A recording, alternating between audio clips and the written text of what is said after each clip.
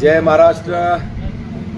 सर्वांना माझा मानाचा जय महाराष्ट्र. आज 2024-40 लोकसभा मतदारसंघ उस्मानाबाद. वास्तविक धाराशिव नाव बदललेलं आहे, परंतु निवडणूक आयोगाच्या याच्याप्रमाणे उस्मानाबाद बोललं जातंय. त्याप्रमाणे त्या लोकसभा मतदारसंघातील निवडणुकी संदर्भामध्ये आज आपल्याला या ठिकाणी मी बोलवलेलं आहे. मी शिवसेनेमध्ये आहे. आपण पाहिलेलं आहे 12 वर्षापासून शिवसेनेचे काम इमाने इतबारे आम्ही या ठिकाणी करतोय. पूर्वी उद्धव ठाकरे साहेबांच्या सेनेमध्ये होतो, आज मी मुख्यमंत्री साहेबांकडे या ठिकाणी काम करतो. जे कामकाज आम्ही आजपर्यंत केलेलं आहे ते सांगण्याची आवश्यकता नाही असं मला वाटतं. सर्वांना ते श्रुत आहे. कोरोनाच्या महाभयंकर संकटामध्ये आज याच लोकसभा मतदारसंघातील परांडा असेल, भूम असेल, वाशी असेल, कळंब असेल, उस्मानाबाद, धाराशिव असेल, इथले सगळे पेशंट्स या ठिकाणी ऍडमिट व्हायचे. त्यांचे अन्नदानाचं काम, त्यांना औषध देण्याचं काम, त्यांच्या सर्वच बाबतीमध्ये या ठिकाणी शिवसैनिकांनी काय काम करून बार्शीकरांनी दाखवलं हे तुम्हाला माहिती आहे. वास्तविक या ठिकाणी 1999 सालापासून या लोकसभा मतदारसंघाची हैसियत अशी आहे की एकदा खासदार निवडून आल्यानंतर परत कधीही तो निवडून आलेला नाही. त्याच पद्धतीनं या ठिकाणचे आजचे जे खासदार ओमराजे निंबाळकर आहेत, त्यांना या ठिकाणी सत्तेचं काय म्हणतो त्याला, त्याच्या खासदारकीचा जो माज आहे तो एवढा त्याला काय धुंदीत चाललेली आहे. आपण परवाच पाहिलेला आहे, जो रामाचा नाही तो कोणत्या कामाचा नाही. या पद्धतीनं त्यांनी श्रीरामाबद्दल, हनुमंतांबद्दल जे अपशब्द वापरले त्याचा मी शिवसेनेच्या माध्यमातून त्याच दिवशी निषेध केलेला आहे. एवढंच नाही तर आजकालचे एक खासदार ओमराजे यांना एवढं कॉन्फिडन्स किंवा एवढंही वाढलेलं आहे त्यांचं की त्यांनी काल परवाच्या ह्याच्यामध्ये पंतप्रधान नरेंद्र मोदी साहेबांना चॅलेंज दिलेलं आहे की तुम्ही जरी उभा राहिलात तरी मी तुमचा पराभव करू शकतो. या इतक्या काय म्हणतात त्याला सत्तेचंही झालेल्या खासदाराचा जर पराभव करायचा असेल तर या ठिकाणी माझी या बार्शीतर्फे ज्या ठिकाणी बार्शी तिथं सरसी या पद्धतीनं या लोकसभा मतदारसंघामध्ये बार्शीचा जो कल आहे तो बार्शीचा कलच खासदार ठरू शकतो. या दृष्टिकोनातनं या ठिकाणी बार्शीमधून खासदारकीचा उमेदवार द्यावा अशी मागणी मी महायुतीकडे, आमच्या नेत्यांकडे, शिंदे साहेबांकडे, फडणवीस साहेब आणि पवार साहेब यांच्याकडे केलेले आहे. अजून हा मतदारसंघ कुणाला सोडलेला आहे याबद्दलची साशंकता आहे. आजही हा शिवसेनेचा बालेकिल्ला आहे. आम्ही शिवसैनिक आहोत आणि या ठिकाणी जातीवरून नेहमी मतदान हे जातीपातीवर केलं जातं. आजही तेच चालू आहे. तर या दृष्टिकोनातनं आम्ही या ठिकाणी सांगू इच्छितो 11-12 लाख जे मतदार आहेत, 6 मतदारसंघ विधानसभेचे यामध्ये येतात, 11 तालुक्यांचा यामध्ये समावेश आहे, 3 जिल्ह्याचा काही भाग या ठिकाणी एकवटलेला आहे. असं हे मराठवाड्याचं अति महत्वाचं असं लोकसभा मतदारसंघ असल्या कारणानं या ठिकाणी मतदाराच्या जातनिहाय जर पाहिलं तर आपण लिंगायत समाज 5 लाखाच्या पुढे मतदार हा लिंगायत समाजाचा आहे. लिंगायत समाज हा परिणाम करणारा या मतदारसंघामध्ये आहे. मनोहरजी धोंडे साहेब शिवा संघटना यांच्या मार्फतीने सुद्धा आम्हाला या ठिकाणी ऑफर आहे. बाकीच्या आमच्या ज्या लिंगायत बसवराज पाटील असतील, औषधाचे उडगे आप्पा, शिवशेखर आप्पा उडगे माझ्या सासूचे भाऊ होते, आणि त्याचप्रमाणे चाकोते फॅमिली असेल, वायकर महाराज असतील, सगळे महाराज कंपनी आणि बाकीचं सगळ्यांनी एकमुखाने त्या ठिकाणी लिंगायत समाजाचा उमेदवार द्यावा या पद्धतीनं मागणी केलेली आहे. आम्ही सर्व धर्म समभाव मानणारे पोलीस अधिकारी होतो. सर्व जाती धर्मांना एकत्र घेऊन या ठिकाणी आम्ही काम करतो. या लोकसभा मतदारसंघातला मुस्लिम बांधव सुद्धा आमच्या पाठीशी खंबीरपणे उभा राहणार. आमचं मशिदीच्या ह्याच्यामध्ये शिवसेनेचं ऑफिस महाराष्ट्रामध्ये पहिल्यांदा आहे. अन्नदानाच्या बाबतीत असेल, रक्तदानाच्या बाबतीत असेल, महिलाच्या फायनान्स कंपनीच्या तोडणे मोडणे जाळण्याच्या बाबतीत असेल, आणि आमच्या इतर 13-14 संघटनाच्या माध्यमातून आम्ही सक्षम या ठिकाणी उमेदवारी या ठिकाणी देऊ शकतो. यामुळं आम्ही या मतदारसंघामध्ये उमेदवार खासदारकीला इच्छुक आहोत.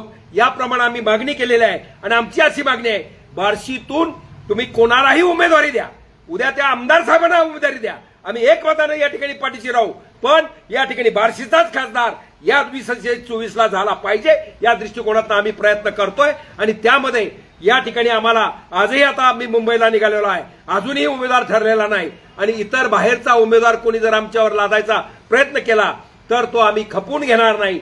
बार्शी या वेळेला आम्ही मुख्यमंत्री साहेबांना या ठिकाणी सांगितलेलं आहे की कुठल्याही परिस्थितीमध्ये एक तर तिकीट आम्हाला द्या, आम्ही यावर परिणाम सगळ्या गोष्टीनं करू शकतो. एक मराठा लाख मराठाच्या माध्यमातून एक मराठा लाख मराठा नोंदणीकृत संघटनेचा महाराष्ट्र राज्याचा मी अध्यक्ष आहे. छत्रपती संभाजीराजे प्रणित संघटना ती आहे आणि त्या माध्यमातून जरंगे पाटील असतील त्यांच्याशी सुद्धा आमचं म्हणजे जवळीक याचा अर्थ त्यांचा मान सन्मान वेळोवेळी मराठा बांधवाचा आम्ही ठेवलेला आहे. त्यांच्या दसरा मेळाव्याला जेव्हा 10 लक्झरी गाड्या पाठवल्या त्यावेळेला शिवसेनेनं बार्शीतनं आम्ही विरोध केला. मराठा बांधवाला आरक्षण मिळाल्याशिवाय आम्ही तुमच्या दसरा मेळाव्याला येणार नाही, पक्षाने कारवाई केली तरी चालेल. दीपक भैयाचा 24 जानेवारी वाढदिवस होता, तो सुद्धा जाहीर ते रेकॉर्डवरती तुमच्या फेसबुकला आहे. तर त्यावेळेला वाढदिवस सुद्धा आम्ही साजरा केलेला नाही.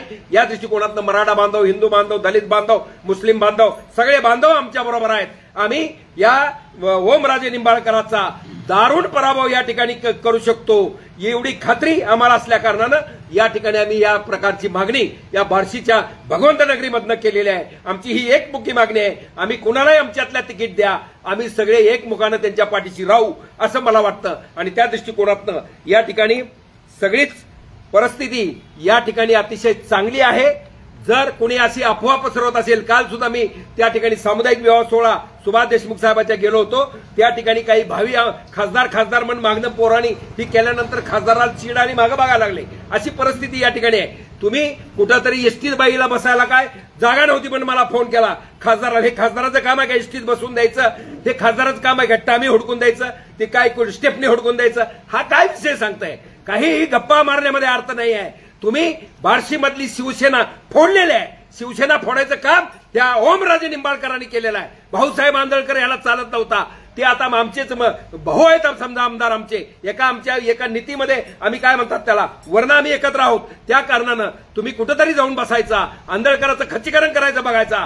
तुम्ही या ठिकाणी शिवसेनेचा तालुका प्रमुख फोडला, बाकी विभाग प्रमुखाला परस्पर कामं द्यायची आणि आंदळकरकडे जाऊ नको म्हणायचं. माझ्या इथं ऑफिसला एकदा सुद्धा ओमराजे निंबाळकर शिवसेनेचा असताना आला नाही.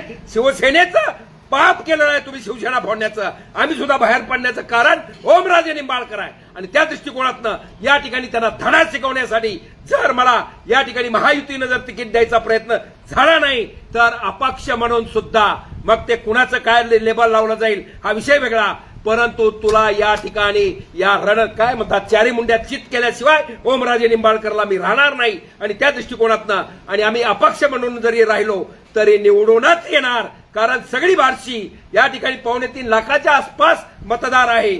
70% तरी मला मतदान या ठिकाणी माझ्या भूमिपुत्र म्हणून, माझा स्वाभिमान म्हणून, अभिमान म्हणून, बार्शीकरांचा गर्व म्हणून मला तिकीट या ठिकाणी माझी जनता मला या ठिकाणी मतदान केल्याशिवाय राहणार नाही. कुठलेही आजी असो माझी असो कुणाचंच कुठे ऐकणार नाही. कारण बार्शीकर म्हणून, बार्शीचा सुपुत्र म्हणून मला हे मतदान होणार आणि इथला जो लीड आहे तो कुठल्याही तालुक्याला या ठिकाणी तुटला जाणार नाही. आरपीआयची तुळजापूर असो, कळमतेर, उस्मानाबाद माझं सगळं काय म्हणतात गँगवार मुक्त पुणे चांगले दहशत निर्माण करणारी मुलं चांगल्या प्रवाहामध्ये मी आणलेले आहेत. त्यामुळं हा जो मतदानाचा गट्टा आहे तो माझ्या पाठीशी राहिल्याशिवाय राहणार नाही आणि विक्रमी मतानं महाराष्ट्रामध्ये या ठिकाणी लोकसभेला आम्ही निवडून आल्याशिवाय राहणार नाही. म्हणून एकमुखानं भगवंताच्या साक्षीनं, तुळजाभवानीच्या साक्षीनं, आई येडेश्वरीच्या साक्षीनं या ठिकाणी मी काय म्हणतात त्याला आपल्याला सांगतो की आम्ही इच्छुक आहोत आणि आम्ही या वेळेला इतिहास घडवल्याशिवाय राहणार नाही एवढंच या ठिकाणी सांगतो.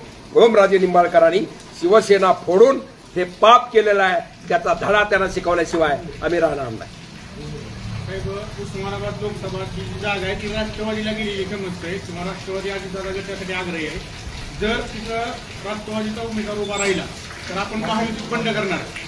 हा बंडाचा विषय नाही, हा स्वाभिमानाचा विषय आहे, आमच्या अस्तित्वाचा विषय आहे. आम्ही या ठिकाणी ही जागा सेनेचीच आहे, शिवसेनेलाच सोडावी लागणार आहे आणि त्या दृष्टिकोनातनं जर काय म्हणतात राष्ट्रवादी काँग्रेसला जर ही सोडायचा प्रयत्न झाला तर त्या ठिकाणी तिघांनाही विचार करावा लागणार आहे. सक्षम उमेदवार ओमराजे निंबाळकरांना कोण आहे आणि त्या ताकदीचाच उमेदवार म्हणजे आम्हालाच त्या ठिकाणी तिकीट द्यावं लागणार आहे. मग ते ज्याप्रमाणे आढळराव पाटलाचा कुठं प्रवेश करून तिकीट दिलं गेलं त्या पद्धतीनं त्यांनी करावं.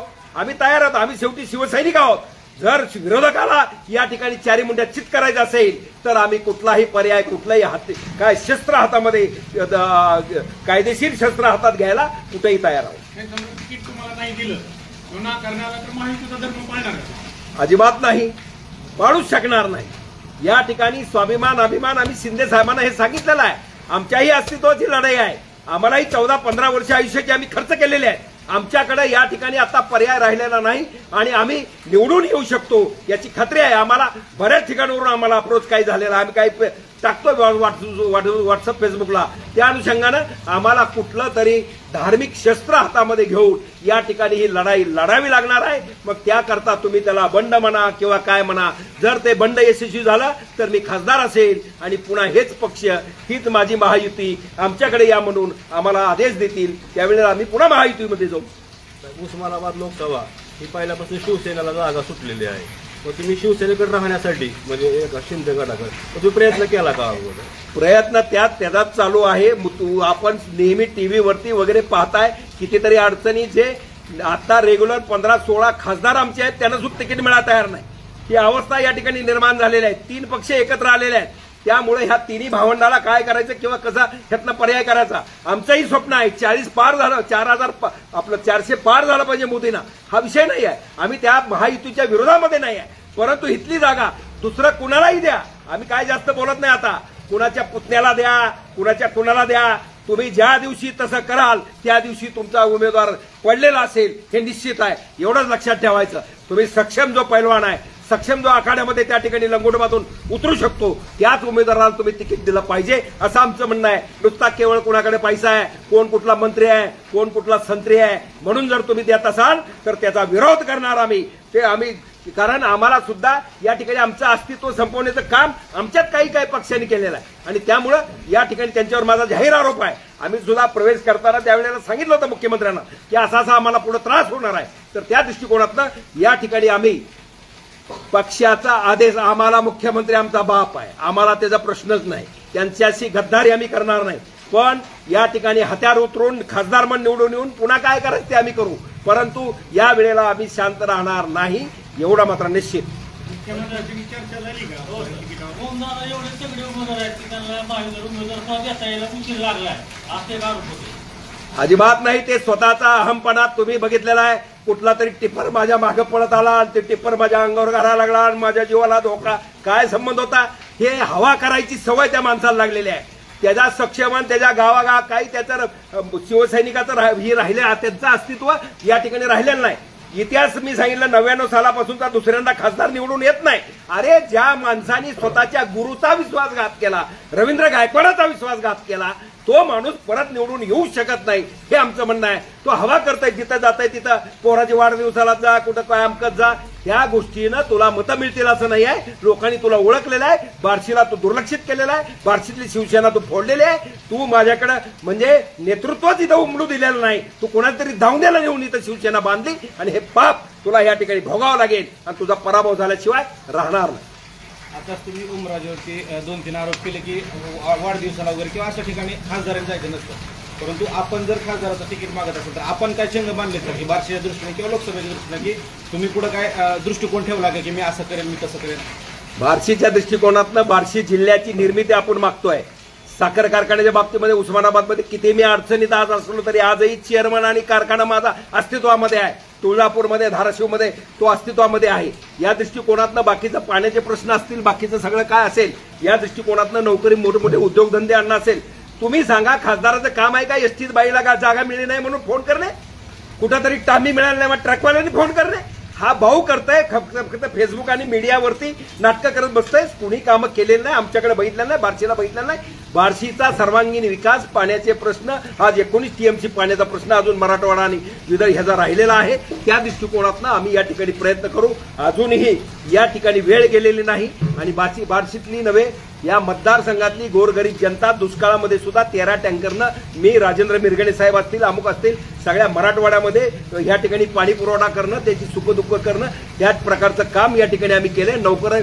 युवकांना नोकऱ्या देण्याचं काम, मोठे उद्योग या ठिकाणी आणण्याचं काम, पाण्याचा प्रश्न, 19 TMC पाण्याचा प्रश्न, माझा साखर कारखाना उभा करणे, वैरागच्या साखर कारखान्याची निर्मिती करणे, आज छत्रपतीचा शिवरायाचा पुतळा, आज आश्वारूढ पुतळा, छत्रपती अजून काय म्हणतात ते अजून आशीर्वाद द्यायचे राहिलेले आहेत. या पद्धतीनं अनेक कामं या ठिकाणी आपल्याला करायची आहेत.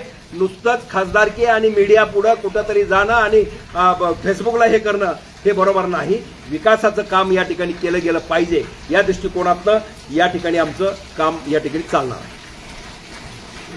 एक प्रश्न होता की आपण खासदारसाठी सुरू आहात का, आणि जर नोटीस करून आपल्याला जर खासदारकी मिळाली तर आपला एकंदरीत अजेंडा काय असणार आहे खासदारकी संदर्भात? खासदारकीच्या महायुतीकडून आपण बंद केले